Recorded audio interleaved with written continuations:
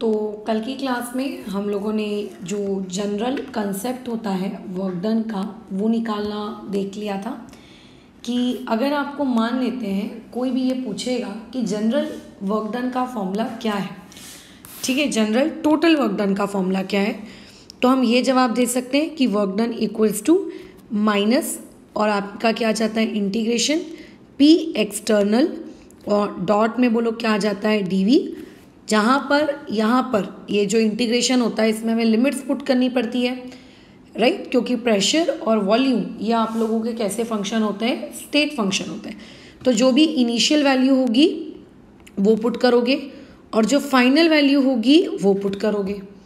लेकिन मैंने बताया था कि जो आपका वर्क डन होता है उसमें हम लिमिट्स पुट नहीं करते, ठीक है, वो क्योंकि एक पार्ट डिपेंडेंट क्वांटिटी है तो ऐसा नहीं कहा जा सकता कि वो सिर्फ इनिशियल पॉइंट पे डिफाइन होगी और सिर्फ फाइनल पॉइंट पे डिफाइन होगी और इनिशियल और फाइनल के बीच की जो जर्नी है वहाँ पे वो डिफाइन नहीं होगी, ऐसा कहना तो गलत होगा।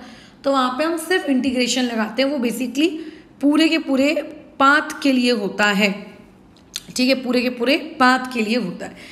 अब देखो आज की हमारी क्लास का जो टॉपिक है वो ये है कि कैसा है कि हम लोगों को आइसोथर्मल प्रोसेस के लिए बेसिकली क्या कैलकुलेट करना है, वर्क डन कैलकुलेट करना है। अब देखो पहले तो ये समझना पड़ेगा कि आइसोथर्मल प्रोसेस आखिर होती क्या है, ठीक है। अच्छा, अब आइसोथर्मल प्रोसेस उन प्रोसेसेस को कहा जाता है जहाँ पे किसी भी सिस्टम का जो टेम्परेचर होता है वो टेम्परेचर क्या होता है, कांस्टेंट होता है। अब मैं तुम्हें बता दूं कि हम लोग ऊपर में जो भी काम कर रहे हैं वो बेसिकली एक आइडियल गैस के लिए कर रहे हैं। किसके लिए कर रहे हैं? आइडियल गैस के लिए। तो किसी भी आइडियल गैस के लिए अगर आपका टेम्परेचर कांस्टेंट है, देखो आइडियल गैस हमेशा एक इक्वेशन को सेटिस्फाई करती है, यानी कि P V equal to NRT को फॉलो करती है। आर एक यूनिवर्सल कांस्टेंट होता है, ये हम सब जानते हैं। टेम्परेचर आपका क्या है, कांस्टेंट है। आपने जो कंटेनर के अंदर में गैस ली है एक तरीके से वो भी तो कांस्टेंट ही हो गई ना। अगर आपने लेट्स से जितनी गैस स्टार्टिंग में कंटेनर के ली है उतनी गैस आपने फिक्स कर दी तो वो भी एक कांस्टेंट है। तो इनडायरेक्टली आइसोथर्मल प्रोसेस में दो क्वांटिटीज जो वेरी करती हैं वो होता है प्रेशर और वॉल्यूम। और मैं बता दूं आइसोथर्मल प्रोसेस के लिए प्रेशर और वॉल्यूम का आपस में कैसा रिलेशनशिप होता है, इनवर्स का, ठीक है। अच्छा, तो आइसोथर्मल प्रोसेस कैसी प्रोसेस है, एक टेम्परेचर बराबर कांस्टेंट वाली प्रोसेस है। इससे ये समझ में आता है मैं इस पी एक्सटर्नल को इंटीग्रेशन के बाहर नहीं लिख सकती। कैसा होता है कि अगर ये प्रोसेस आइसोबेरिक होती, जैसा कि हमने कल की क्लास में बात की थी, तो आइसोबेरिक प्रोसेस में प्रेशर क्या रहता है, कांस्टेंट रहता है, तो आप उस प्रेशर को बाहर लिख लेते इंटीग्रेशन साइन के, है ना, और सिर्फ किसको इंटीग्रेट करना पड़ता, डीवी को इंटीग्रेट करना पड़ता। लेकिन अभी हम लोग बातचीत कर रहे हैं किसकी, आइसोथर्मल प्रोसेस की। तो आइसोथर्मल प्रोसेस में तो टेम्परेचर कांस्टेंट रहता है जिसकी वजह से दिख रहा है कि प्रेशर भी चेंज होगा और वॉल्यूम भी चेंज होगा। अगर दोनों ही चेंज हो रहे हैं तो ऐसे केस में आप लोग ये नहीं कह सकते कि मैम आप प्रेशर को बाहर निकाल लीजिए, ठीक है, आप बाहर निकाल लीजिए, ये गलत होगा, ऐसा आप नहीं कह सकते, ठीक है। तो ऐसे में आप बोलोगे इंटीग्रेट कर दो, चलो ठीक है इंटीग्रेट कर लेते हैं। मान लेते हैं कि आपने जो सिस्टम लिया है उस सिस्टम में इनिशियल वॉल्यूम मान के चलो कितना था, V1 था और फाइनल वॉल्यूम V2 था। अब एक स्टूडेंट का डाउट आता है कि वॉल्यूम के टर्म्स में ही क्यों इंटीग्रेट कर रहे हो, जब प्रेशर और वॉल्यूम दोनों चेंज हो रहे हैं तो आप तो प्रेशर की भी लिमिट डाल सकते हो कि पहले प्रेशर इतना था फिर प्रेशर इतना है, बराबर, एकदम वाजिब डाउट है, ये तो एकदम परफेक्ट है चीज़, ये तो डाउट आता ही आता है, आना ही चाहिए। अब सुनो ध्यान से, होता कैसा है, आप उस ऊपर वाले एक्सप्रेशन को इंटीग्रेट नहीं कर सकते। क्यों नहीं कर सकते, फिलहाल वो जिस स्थिति में है, क्योंकि यहाँ पे आपका ऑपरेटर कौन है, डीवी है, और यहाँ पे आपका जो फंक्शन है वो कौन है, प्रेशर है। यानी कि तुम ऑपरेटर मतलब जो जिसके रिस्पेक्ट में इंटीग्रेट करना है वो वॉल्यूम है और जिस फंक्शन को इंटीग्रेट करना है वो क्या है, एक प्रेशर है। तो ये तो गलत बात है ना यार। अगर तुम प्रेशर को इंटीग्रेट करना चाहते हो तो तुम्हें क्या करना चाहिए, ऑपरेटर भी प्रेशर वाला लेना चाहिए, यानी कि डीपी। ठीक है, अगर तुम क्या करते हो, वॉल्यूम के ऑपरेटर डीवी रखना चाहते हो तो तुम्हारा फंक्शन भी बोलो क्या होना चाहिए, एक वॉल्यूम होना चाहिए। सही कह रही हूँ मैं? अच्छा, तो अगर तुम बोलोगे कि फंक्शन अलग रखूंगा ऑपरेटर अलग रखूंगा तो नहीं चलेगा। तो अब मुझे क्या करना है, या तो डीवी को हटा के डीपी लिख दूं या पी को हटा के कोई दूसरा फंक्शन लेकर आऊं वॉल्यूम वाले टर्म्स में। तो ये इतना आसान नहीं होता है कहना कि अच्छा डीवी को हमने हटाया, पेंसिल से रबर से मिटाया और वहाँ पे डीपी लिख दिया, लो मैडम हो गया चेंज। मैथ्स से ये, ठीक है, मैथ्स में चीज़ों को आपको क्या करनी पड़ती है, लॉजिकल अप्रोच रखनी पड़ती है। तो मैंने क्या किया, डीवी को नहीं हटाया, मैंने बोला हट, डीवी को कौन हटाएगा, इससे अच्छा प्रेशर को हटा दो। तो ये कोई ऐसी वैसी मैथ्स नहीं है कि प्रेशर को हटाया और वॉल्यूम लिख दिया गधे जैसे, ये ऐसा नहीं चलेगा कि प्रेशर को हटाया और हटा के क्या लिख दिया, वॉल्यूम लिख दिया, ये नहीं चलेगा। तो मैं क्या करती हूँ, मैं ideal gas equation PV equal to NRT की हेल्प लेती हूँ। Ideal gas equation PV equal to NRT मुझे क्या कहती है कि अगर आपको कोई ये पूछेगा कि मैम प्रेशर क्या है, तो आप बताएंगी कि एनआरटी डिवाइडेड बाय वी है ना। तो बस प्रेशर को हटाओ और प्रेशर के बदले में क्या लिख दो, एनआरटी अपॉन में वी। ठीक है, और यहाँ पे बाजू में क्या आ जाएगा, आपका ऑपरेटर बोलो कौन है, इंटीग्रेशन में डीवी। यानी कि मैंने ऑपरेटर को चेंज नहीं किया, मैंने मेरे फंक्शन को ही चेंज कर दिया और उसको किसके टर्म्स में ले आई, वॉल्यूम के टर्म्स में। यानी कि इंटीग्रेशन के अंदर की तरफ अब आपको कहीं पे भी क्या नहीं दिख रहा है, कोई प्रेशर वाला टर्म नहीं दिख रहा है, आपको सिर्फ वहाँ पे कौन सा वाला टर्म दिख रहा है, वॉल्यूम वाला टर्म दिख रहा है। ठीक है, तो बोलोगे नहीं आप देखो ना वहाँ पे टेम्परेचर वाला भी तो टर्म है ना। फिर तो ऐसे केस में अगर वहाँ पे टेम्परेचर वाला टर्म है तो उसमें हमें कोई टेंशन लेने की बात नहीं है, क्योंकि मोल्स आर और टी ये तो कांस्टेंट है। और मैंने अभी अभी तुमको कहा जो कांस्टेंट होता है उनको इंटीग्रेशन के हम बाहर ले लेते हैं, वो तो हमारे लिए कभी तकलीफ का सबब रहता ही नहीं है। तो बेसिकली आपको इंटीग्रेट करना है वॉल्यूम को, यानी कि 1 वॉल्यूम को, वो भी किसके ऑपरेटर के साथ, डीवी। यानी कि इनडायरेक्टली मैंने मेरे पूरे इंटीग्रेशन के अंदर किसको इंट्रोड्यूस करवा दिया, आप लोगों के वॉल्यूम को इंट्रोड्यूस करवा दिया है। ठीक है, अच्छा अब बोलो क्या हो जाएगा, लिमिट्स लगानी पड़ेगी। तो क्योंकि मेरा पूरा का पूरा इंटीग्रेशन किसके टर्म्स में, वॉल्यूम के टर्म्स में, तो मैं लिमिट कैसी लगाऊंगी, V1 से लेकर बोलो कहाँ तक, V2 तक। V1 से लेकर कहाँ तक, V2 तक, जहाँ पे V1 V2 क्या है, इनिशियल वॉल्यूम और फाइनल वॉल्यूम। तो मैं कैसा है, V1 V2 ये सब बातचीत मुझे अच्छी नहीं लगती, तो मैं हमेशा VI लिखती हूँ और मैं हमेशा VF लिखती हूँ, ताकि एक स्टूडेंट को V1 V2 में कभी कन्फ्यूजन ना हो या मुझे खुद को कोई कन्फ्यूजन ना हो और इनिशियल फाइनल के रिस्पेक्ट में बातचीत अच्छे से समझ में आ जाए। अब देखो इंटीग्रेट करना है, यानी कि केमिस्ट्री नहीं करनी है, मैथ्स करनी है। तो अगर तुमने इंटीग्रेशन मैथमेटिक्स का पढ़ा है तो तुम्हें शायद ये बात पता होगी कि किसी भी, जैसे किसी भी मतलब 1/x डॉट dx अगर ऐसा लिखा है और इस क्वांटिटी को अगर इंटीग्रेट करने को कहा जा रहा है तो इसका इंटीग्रेशन क्या होता है, log बेस ई x। ठीक है, यानी कि log होता है, x आ जाता है और बेस e रहती है। ये कुछ केमिस्ट्री नहीं चल रही है, ये मैथ्स चल रही है। तो बेसिकली ये चीज़ तुम्हें समझ में आ रही होगी अगर तुमको मैथ्स में ये बेसिक इंटीग्रेशन आता है तो। अगर नहीं भी आता है तो अभी याद रख लो कि इसके इंटीग्रेशन का फॉर्मूला ये होता है।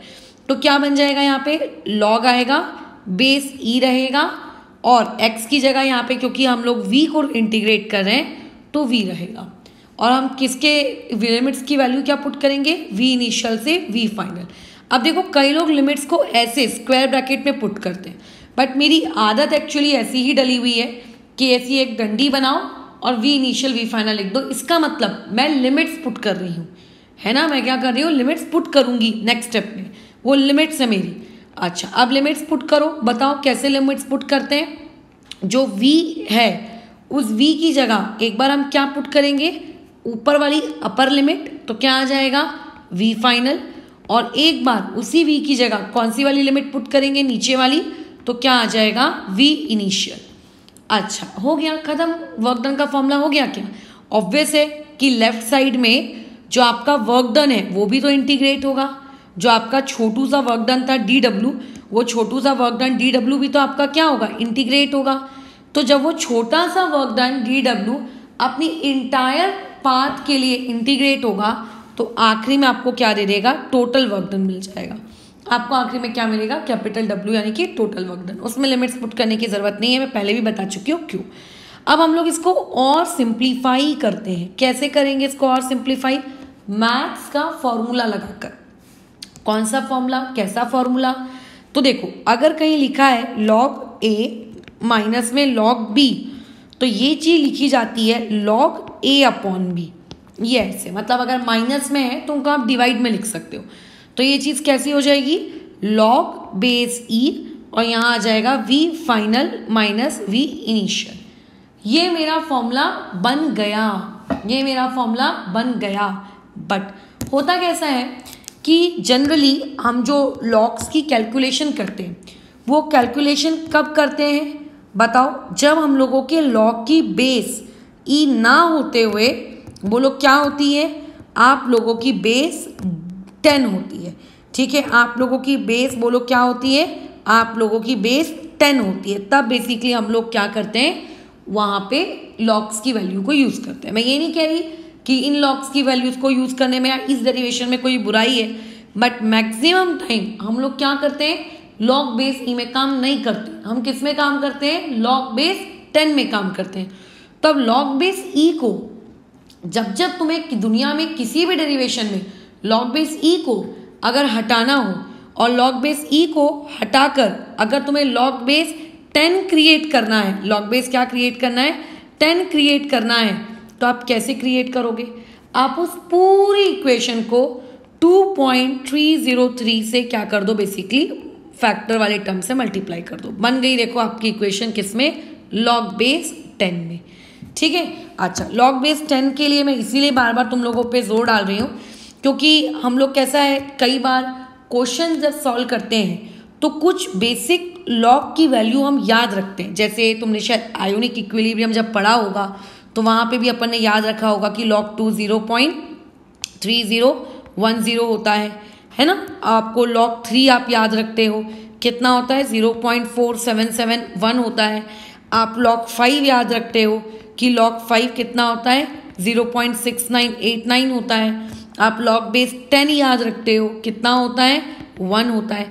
तो ये जो आप कॉमन वैल्यूज याद रखते हो ना, ये तब होती हैं जब बेस बोलो कितनी होती है, 10। अगर बेस ई हो गई ना, ये सारी वैल्यूज बदल जाएंगी, देयरफॉर हम ये काम नहीं करते। ठीक है, अच्छा अब आगे कंटिन्यू करते हैं। क्या बातचीत चल रही थी, ये फॉर्मूला आ गया वर्क डन का, लेकिन इस फॉर्मूले में वॉल्यूम आया। क्यों आया वॉल्यूम, क्योंकि इंटीग्रेशन के अंदर मैंने सब कुछ वॉल्यूम के टर्म्स में कन्वर्ट कर दिया था इसीलिए। लेकिन मैम आइसोथर्मल प्रोसेस में तो प्रेशर भी चेंज हो रहा है ना, तो फॉर्मूला प्रेशर के टर्म्स में तो है ही नहीं आपका। बिल्कुल सही कह रहे हो, प्रेशर के टर्म्स में तो मेरा फॉर्मूला है ही नहीं। तो इसी फॉर्मूले को हम प्रेशर के टर्म्स में भी कन्वर्ट कर सकते हैं। कैसे, देखो क्या बातचीत हो रही थी हम लोगों की स्टार्टिंग में कि जब जब किसी भी प्रोसेस में टेम्परेचर आपका क्या होता है, कांस्टेंट होता है, तो ऐसी प्रोसेस में प्रेशर और वॉल्यूम एक दूसरे के बोलो कैसे प्रोपोर्शनल होते हैं, इनवर्सली प्रोपोर्शनल होते हैं। यानी कि प्रेशर बढ़ेगा तो वॉल्यूम घटेगा, वॉल्यूम बढ़ेगा तो प्रेशर घटेगा, बेसिकली उल्टा काम करेंगे। तो ऐसे में इसी सेम फॉर्मूले को हम लोग क्या कर सकते हैं, उलट सकते हैं। कैसे, जहां पर अभी इनिशियल वॉल्यूम लिखा है तो इनिशियल वॉल्यूम की जगह वहां पे बोलो क्या आ जाएगा, आप लोग इनिशियल प्रेशर लिख दोगे क्या, नहीं, वहां इनिशियल वॉल्यूम की जगह फाइनल प्रेशर और फाइनल प्रेशर की जगह इनिशियल प्रेशर। क्यों, क्योंकि प्रेशर और वॉल्यूम एक दूसरे के क्या होते हैं, इनवर्स में होते हैं। तो बस ये खत्म हो गया, ये आपका फॉर्मूला किस में कन्वर्ट हो गया, प्रेशर के टर्म्स में कन्वर्ट हो गया। तो मैं हमेशा देखो एक चीज़ तुम्हें सजेस्ट करूंगी, इन दोनों में से कोई एक फॉर्मूला याद रखना, दोनों मत रखना। ठीक है, क्योंकि क्या होता है जब आप दोनों याद रखते हो ना तो पेपर में होती है कन्फ्यूजन। न्यूमेरिकल सॉल्व करते वक्त यार इनिशियल प्रेशर में ऊपर था कि इनिशियल प्रेशर में नीचे था, तो उसमें पढ़ो ही मत। ठीक है, जिसमें आपको कन्फ्यूजन हो, जिसमें आपको तकलीफ हो, इससे बेटर है कि आप एक ही चीज़ याद रखो, वॉल्यूम के टर्म्स में फाइनल ऊपर था, इनिशियल नीचे था, खत्म। और जब प्रेशर के टर्म्स में लिखने की बारी आए तो उल्टा कर देना, जहाँ फाइनल है वहाँ इनिशियल कर देना, जहाँ इनिशियल है वहाँ फाइनल कर देना, खत्म। तो ये हम लोगों का वर्क डन है किसके केस में, आइसोथर्मल रिवर्सिबल प्रोसेस के केस में, कि अगर कोई प्रोसेस रिवर्सिबल है, क्योंकि बेसिकली कल जो मैंने तुमको वर्क डन निकाला था, इसकी वर्क डन की देखो शुरुआत कहाँ से हुई है, इंटीग्रेशन से हुई है ना। और ये इंटीग्रेशन कहाँ से आया, ये इंटीग्रेशन कहाँ से आया, ये कल की क्लास में जब हम रिवर्सिबल प्रोसेस के लिए पीवी वर्क कैलकुलेट कर रहे थे, ये वहाँ से आया।